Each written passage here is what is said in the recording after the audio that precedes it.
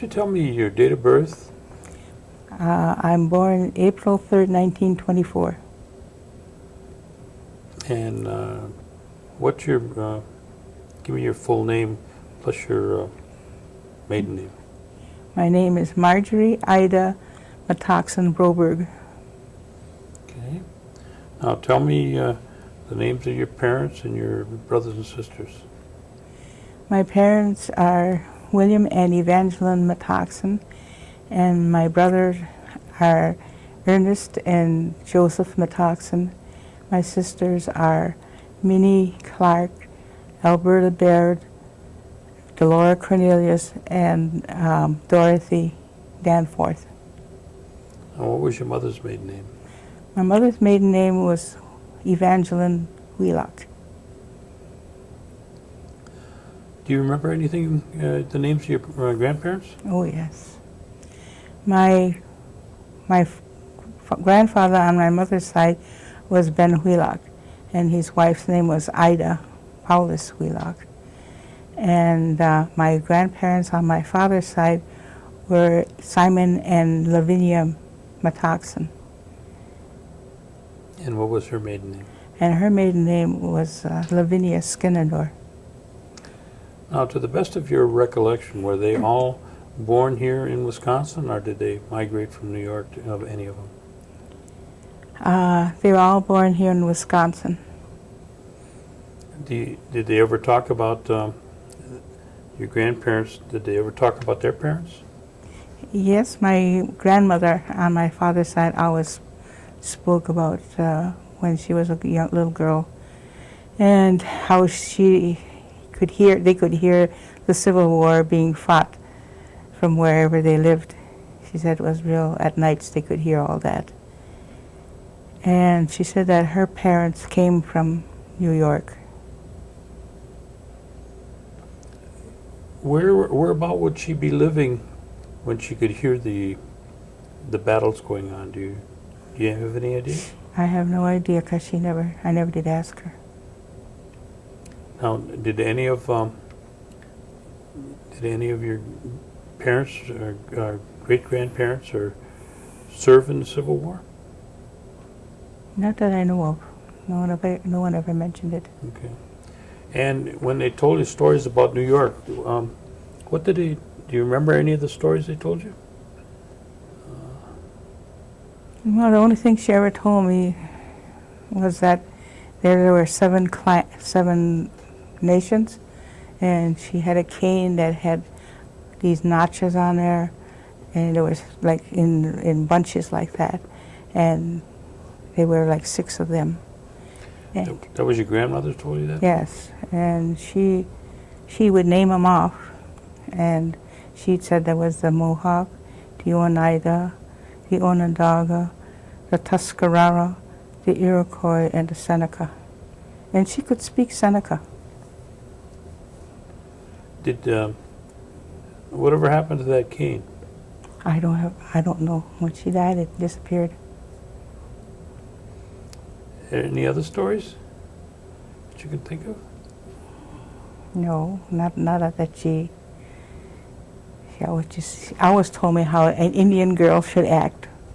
She shouldn't. Tell me that story. She should always sit with her legs together, and she should always be dignified and be proud of herself and hold her head high. This was your grandma. Mm-hmm. Did they tell you where they went to school at all? My grandmother never went to school, but her sister went to school someplace. And when she'd come home, she would teach her the ABCs and the numbers and how to read. And what sister's? What Her was name the was- sister's name? Her name was Ellen Aaron. Most people know her as Adeline Aaron or Adeline Ninham. Did any of them have an Indian name that you can remember? No. The only one I remember of having an Indian name, and she was half Oneida and half Chippewa. That was the only one I remember that had one. What name was that? It was called Girl of the North. It was Kawedi Nokwa. And she was a friend of yours? She was my first cousin. Oh, your first cousin? Hmm. Now, your grandfather, or any of your grandparents, their education, do you know what? My grandfather could hardly speak, on my father's side, could hardly speak English. So he mostly spoke Oneida. And he never went to school, but you couldn't cheat him on anything because he knew in his own way how to count. Like he was a lumberman and he took his loads of lumber to Kakana. He knew just what he had coming. So they couldn't cheat him. And my grandfather on the other side went to school in someplace down south. I can't think of the name of it offhand. And he sang with a quartet called the Jubilee Singers or something. And Albert Webster and his brother Charlie and Marshall Denny and my grandfather used to go singing. And they'd sing these southern songs, whatever they were. So they were good too.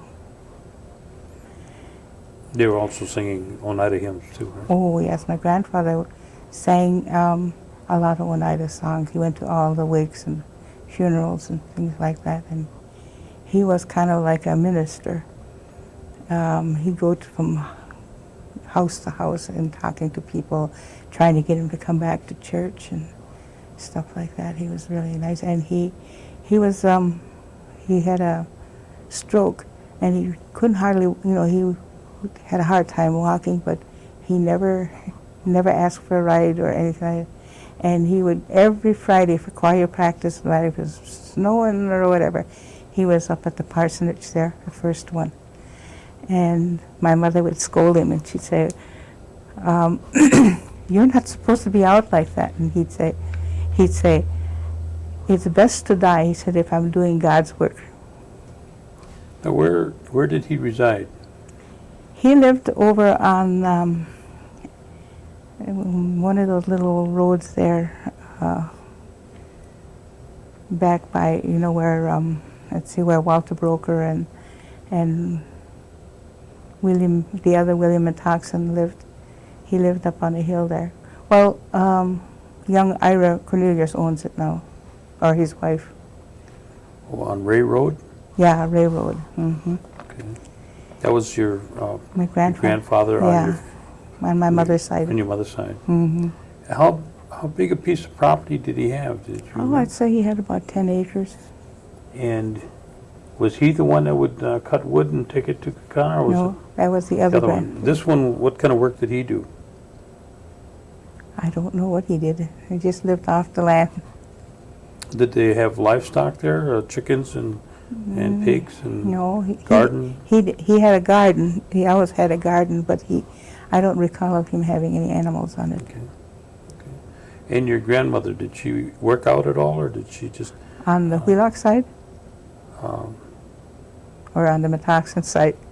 The one that had the garden.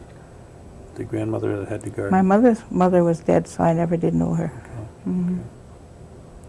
Now, on the other side of the family, that's the one that would cut the wood and take it to... Oh, and they had a farm. Where were they located?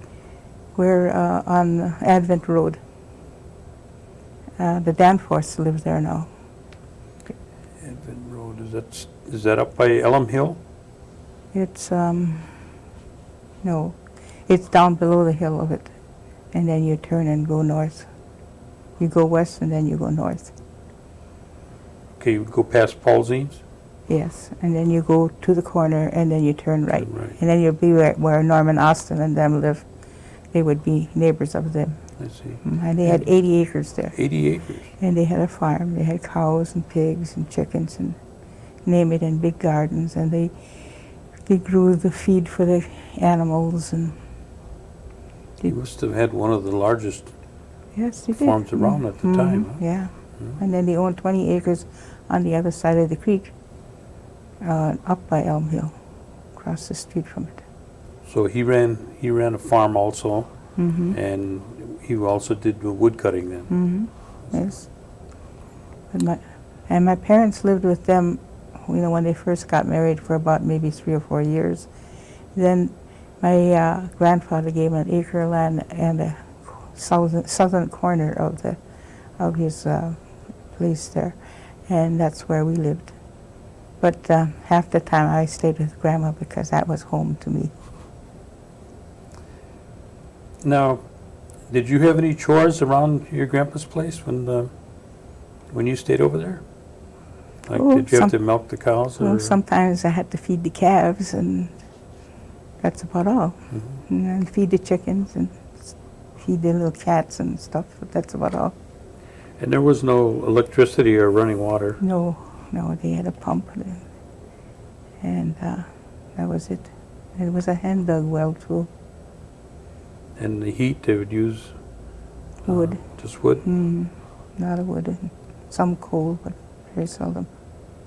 Was your mother, she had to be a good cook, or cook all the time, right? Yeah, oh, yeah. Mm-hmm. What was your favorite food that she would make? Probably beef stew. It still is my favorite. What's the favorite dessert? My favorite dessert is probably banana pie. And she made all of those when you were staying with her. Yes. Mm-hmm. What about the clothing? Did she do a lot of seamstress work? Oh, she was a beautiful sewer. She made all our clothes. She could just look at a picture, or you could bring a picture to her and show her what you wanted, and she would cut it out and make it for you. I had a lot of pretty clothes. And my grandmother bought 3 different pieces of material one time, and she says, make her 3 dresses. She always called me either Betsy or Gwaglit. And she said, make her those 3 dresses. So one was white, and one was pink, and one was red. And I remember the white one, she didn't have quite enough material, so she put 2 red buttons here somewhere on the dress.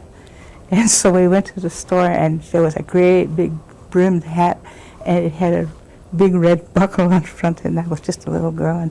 And I asked my grandma, I said, could I have that hat? And she said, my mother spoke up, and she says, no. She said, it's too old for you. And so I gave up then, I didn't say anymore. And when we got in the car, here comes my grandma with that great big bag, and there was the hat. And my mother said, you've just spoiled her. Would there be a special day that your grandma would be like wash day or something? On wash day, she usually hired some little other lady, and they did the washing together. And it was, I got like maybe on a Saturday, and they would put the wash out together, and that would be it for 1 week. How'd they heat their water? On the stove. We hold it on the stove. She had a great big cook stove, and some of it was a reservoir on the side. They used some of that water, but mostly they put the tub on the stove and warmed the water that way. And they divided in half. She had 2 tubs, so she put half of it in each one, and they'd do the wash. At the same time that you had your bath times? No, no, no. That was a different night. That was a different night. Now, your grandparents and your parents, what church did they go to? Both grandparents went to the Oneida Methodist Church. And your parents? My parents too. And you? Yes. Mm-hmm. Now, when you went to church on Sunday, how did everybody go, or just the children, or? Well, they took us, all of us younger ones, we went to Sunday school with everybody. And then my mother went home and got ready and came back with the rest of the family, and then they came for church. And my mother was the pianist there at the church for umpteen years, I think like maybe 30 or 40 years. So after church, she always brought somebody home from church. After we got older and as girls learned how to cook, Well, one would stay home and get the Sunday meal, and then my mother would bring somebody home every Sunday. So So you had a big meal after we church. had a big meal.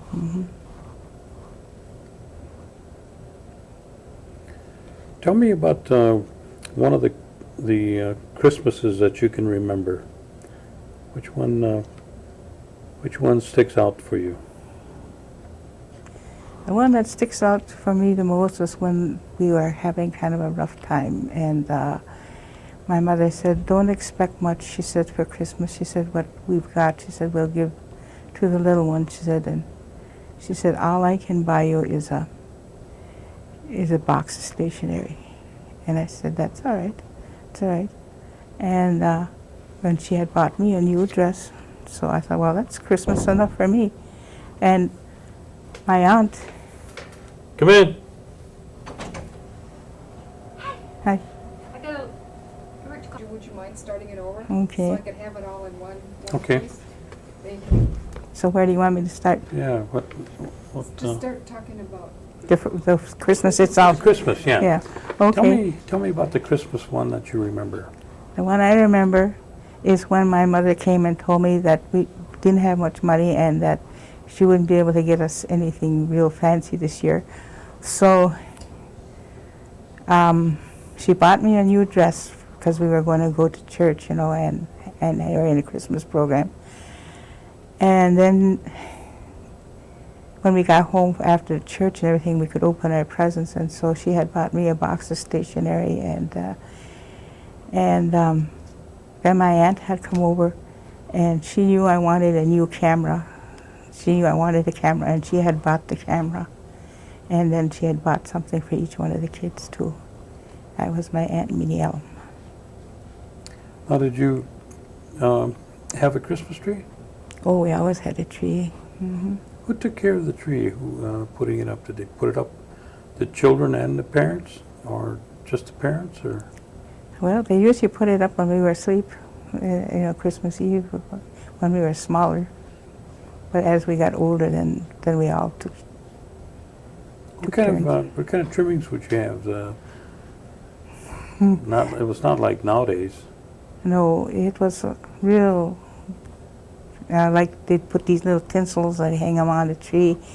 And she made like cookies and put them on there. And she used to buy those little cherries on a wire. And I remember we had a little dog, and he used to beg. And he'd stand on his hind legs and put his paws like this and then ask. And this one day he went to the tree and did the same thing, and then he grabbed the cookie off and went.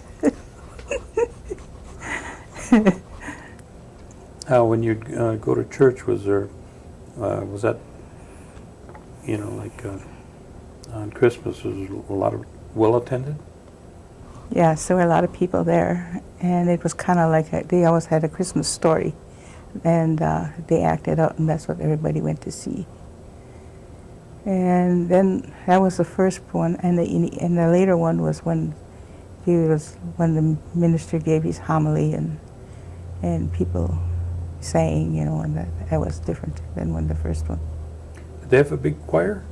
Oh yes. What about Easter? Is there any? Can you remember anything about Easter?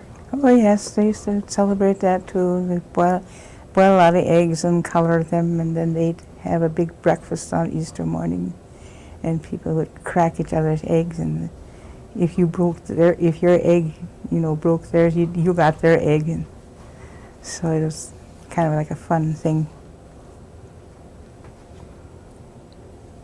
There's another holiday that they talk about, and that's Hoyan. Did you practice Hoyan? Oh yes. First of all, tell me what Hoyan means to you. Hoyan means Happy New Year. And a bunch of us used to get together, and we'd go Hoyaning all around to everybody's house, and a lot of times we got a lot of goodies. Got mostly donuts though, but I used to like to go to the next door neighbors because they had hickory nuts, and she'd give us a great big handful of hickory nuts. Do you know why that the majority of the people would make donuts? Do you know the significance about that? I heard it once, but I don't remember it. What about the corn soup and cornbread? Did your parents make that? My grandparents made it, and my Aunt Minnie made it. And then everybody would come over, and my grandmother would make it, and then they would all have soup or cornbread, whatever was being made that day. In the old days, my grandfather used to pound the corn, and they still had that yet when I was young, until my grandmother bought a grinder, and then that's what they used. Did you learn to make the cornbread and corn soup? I learned how to make the corn soup, and I guess if I really had to, I could make the cornbread too, because I helped a lot. Now, what happens around home when somebody would get sick? When somebody got sick at home? Well, at our place, we had this one Aunt Minnie that always came over, and she helped us.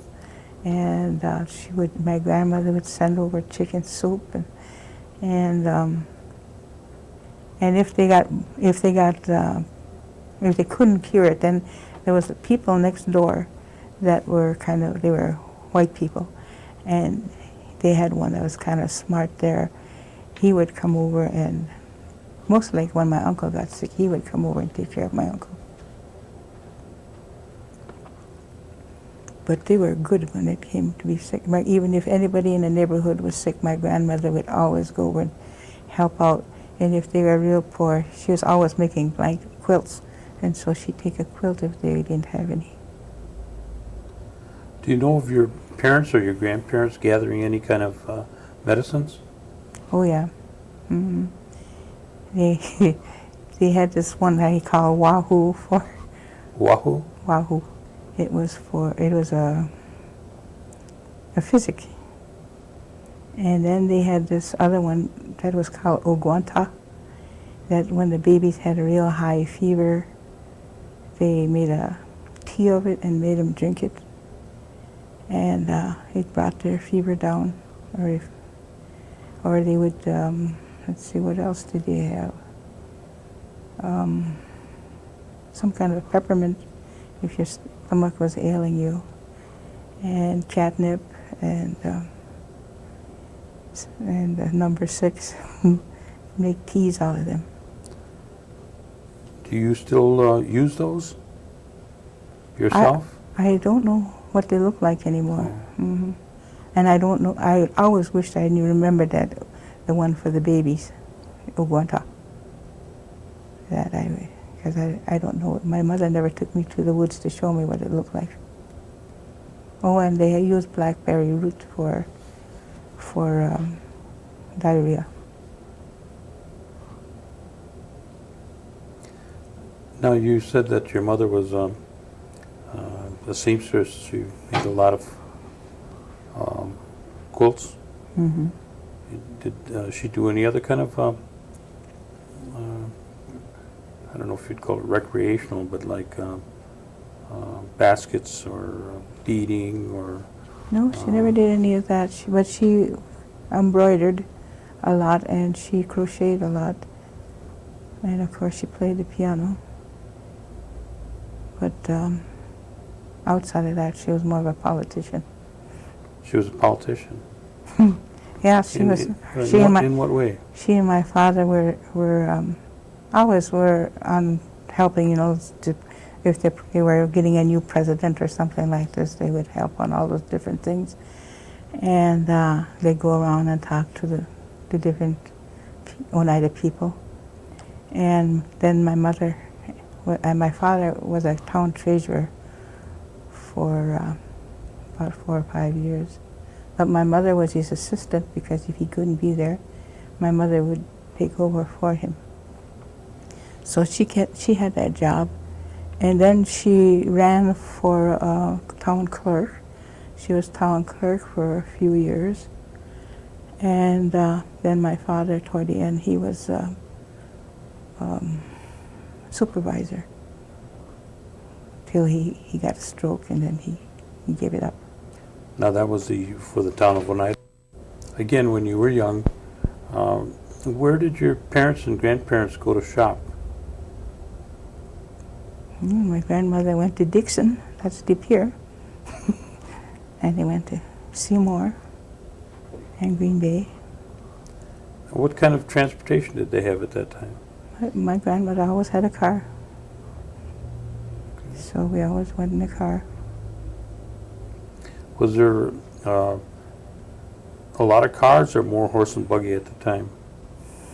There were quite a few cars. I don't recall very many horse and buggies. In the wintertime, mostly they had these little cutters. That's the only time I ever saw them go any place with a horse and a horse. Did you go into town very often with them when they went to town? No, I never did. I didn't know what any of the cities looked like, except Seymour. I guess I was about the only one. And Freedom. They went to Freedom a lot. And maybe De Pere, but Green Bay, I never. I was when I came here to go to work or anything like that, or there to go to work, I was at a loss.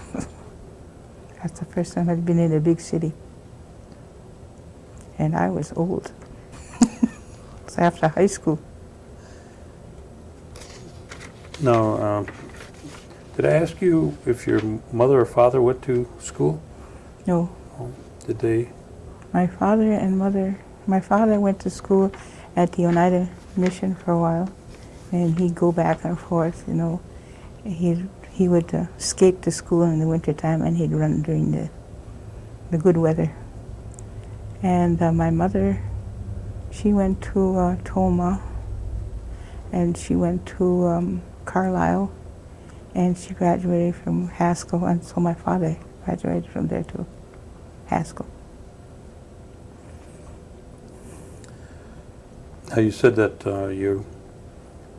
your father got some property from your grandparents, and then he built his home, and is that They where you moved the reside? house there. There was Oh, they moved the house there. and then when my grandparents lost the farm, my father had to buy another place. Do you know what the story was behind the loss of the farm? Did they tell you those stories? Yes, they mortgaged all that land just to buy a car, and they never paid their mortgage, and so they lost it.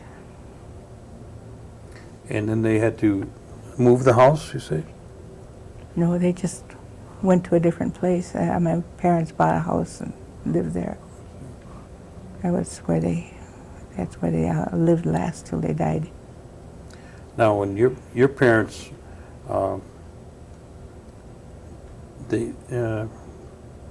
where did they move to when they left your grandfather's?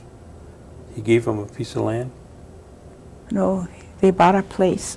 It was 2 acres of land with a house on it, and they got it for $150.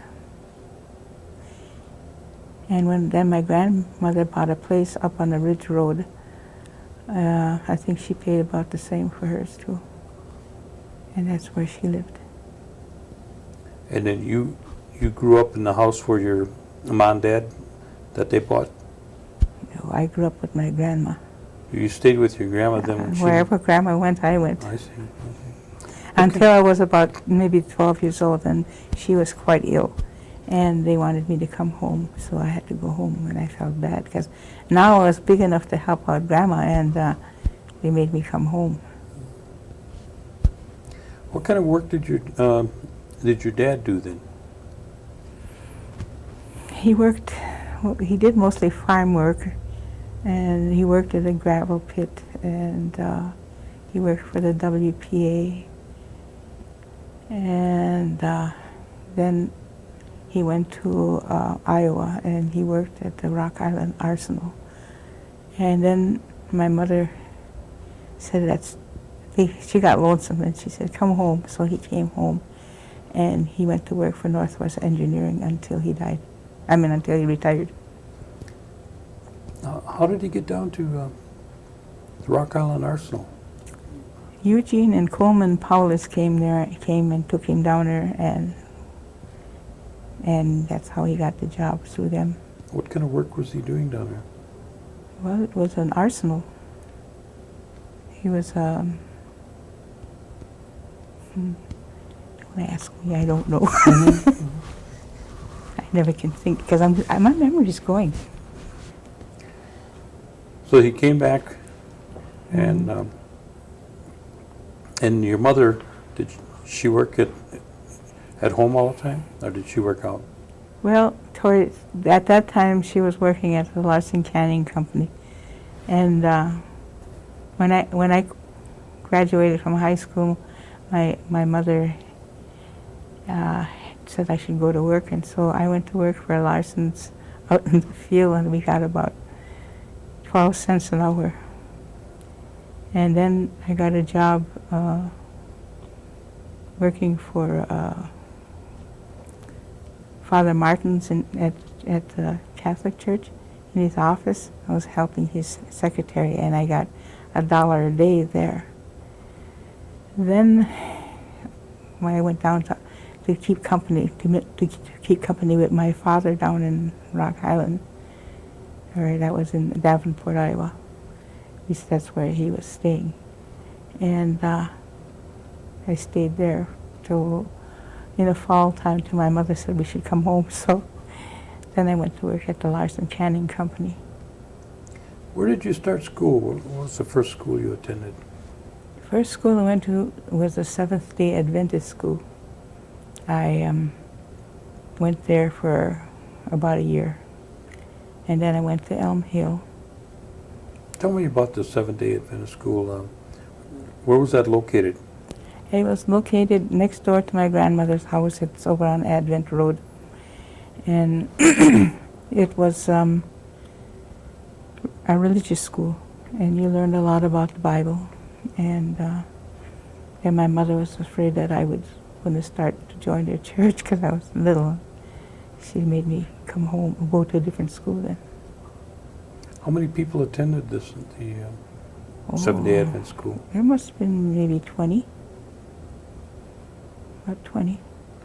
And you left that school, and which school did you attend? Then I went to Elm Hill.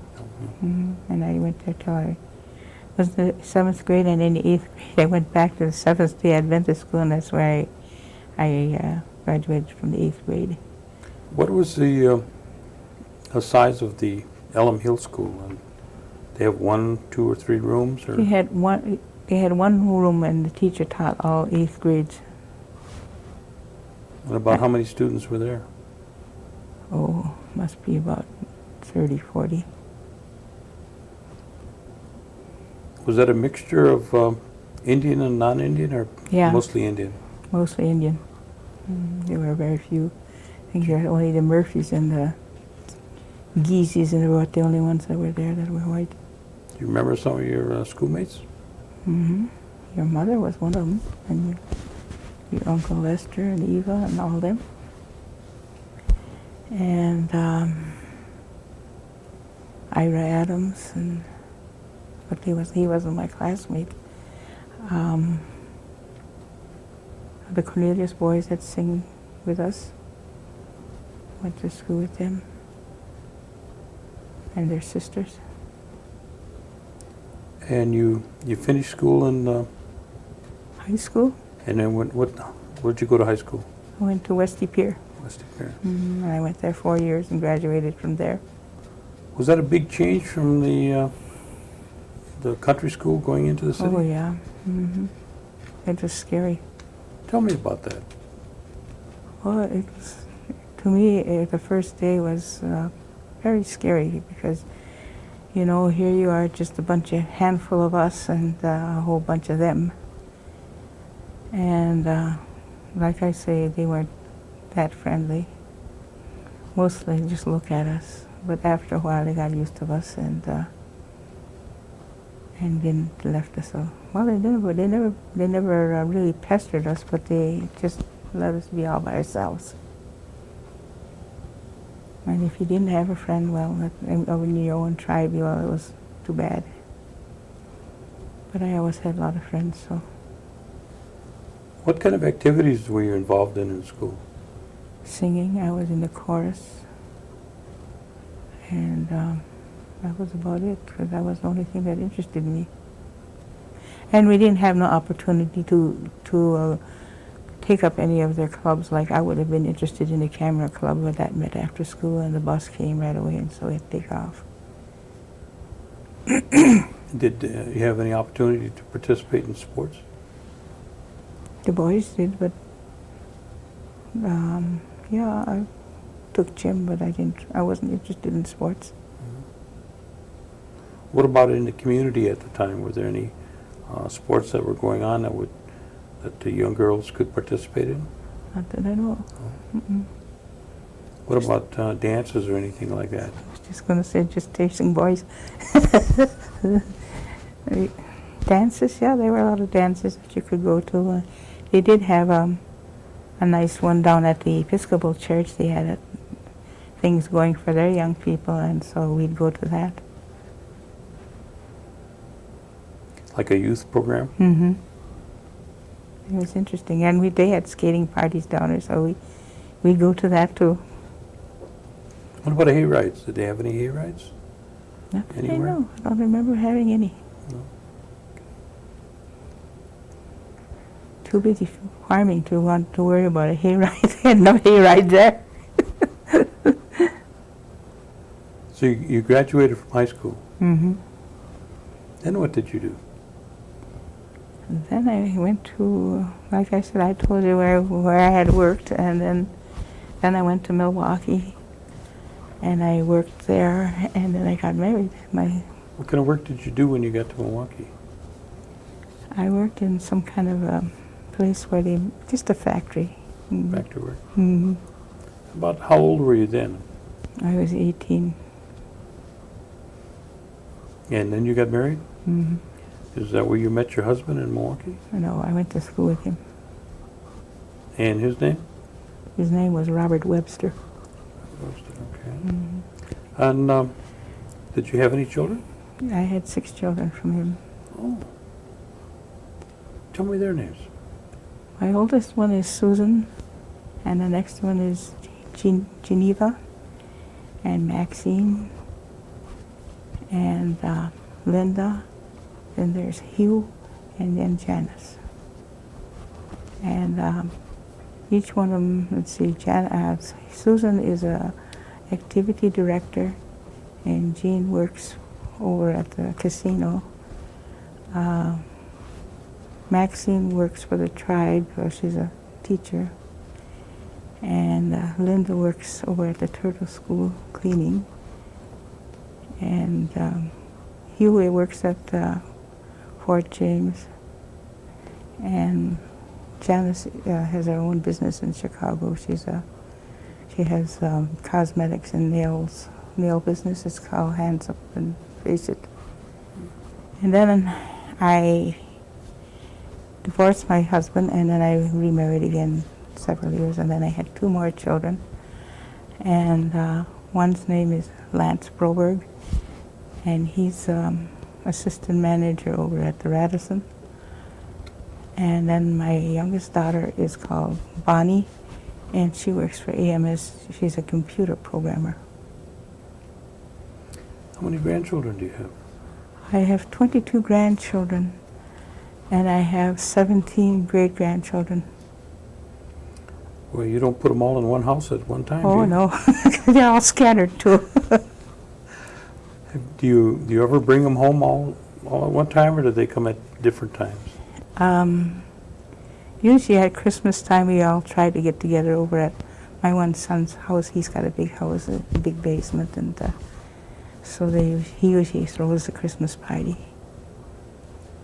And last year, Janice came up from Chicago, and we had a blowout over at Bay Beach, and everybody brought something.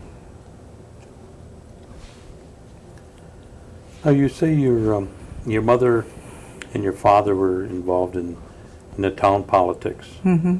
Were they involved at all in the tribal politics at all? Well, my Or was mother, that one and the same, or? when they first started up here at the mission, or up here at the parish hall, my mother was with Ruth Baird, and I don't remember who the others are, in that what they call the CAP building, or cap, whatever it was, because they used to call her up and say, is Mrs. Cap there?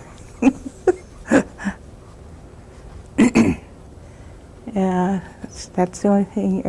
And she decided to quit working after about a year or 2 years because she wasn't feeling well. And then she died. Now, did your parents, they both spoke the language? My father did, but my mother didn't, but she could understand everything. Did they teach you the language? No, they wouldn't teach it to us, and my grandparents wouldn't either. Because she said, my grandmother said that the kids got punished too much for it when they were younger, and she didn't want us to go through that. Were you able to pick up on any of the language? Not a whole lot, no. How many years have you been singing? 10 or 12 years. But you started out with your parents when you were small, so you... When I was little, my grandfather used to come over and he'd make us sing Oneida with him. So I learned all the choruses to the Oneida songs, but I never learned the verses. So I know the choruses, but I don't know the song, that you start out with. And so it was kind of easy after I started to sing with him. Now, what about yourself? Have you been involved or worked in any tribal programs? Well, I was on the Commission on Aging for 2 years. And what is that? What is it? Well, yeah, what do they It's do? an organization for the elderly. And when I went in there, I ran because I didn't think I'd get it. So when Helen Skinner asked me if I'd run, I said, sure, nobody knows me, I won't get it. So when they'd come in, they'd say, well, who is this, and Dolores Skinner would tell them who I was, and I suppose they voted for me. And I didn't even tell my sisters or anybody to come and vote for me. I never told nobody that I was running, or I didn't ask anybody to come and vote for me. And I got in. I nearly fell over when he called and told me I was in. And they work with the elderly? Yes, they do. Mm-hmm. They show them all the different things that they can do, where they can get help, and it's a great organization.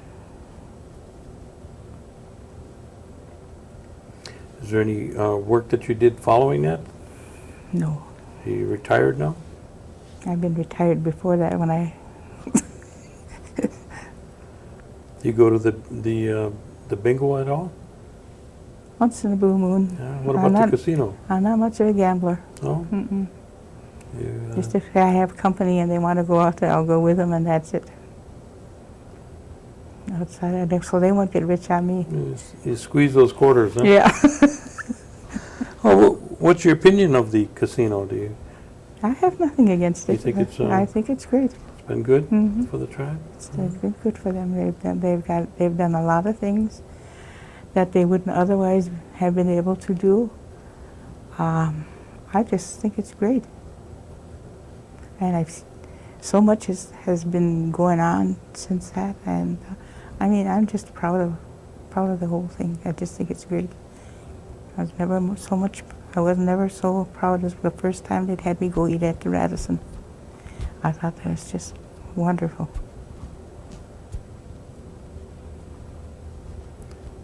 What would you share with the children in terms of recommendations that you'd make to them?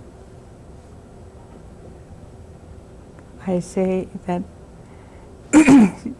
they should take advantage of everything that's out there for them, and they should be proud of who they are, and by getting this education and having the tribe help you makes you It makes you a bigger person.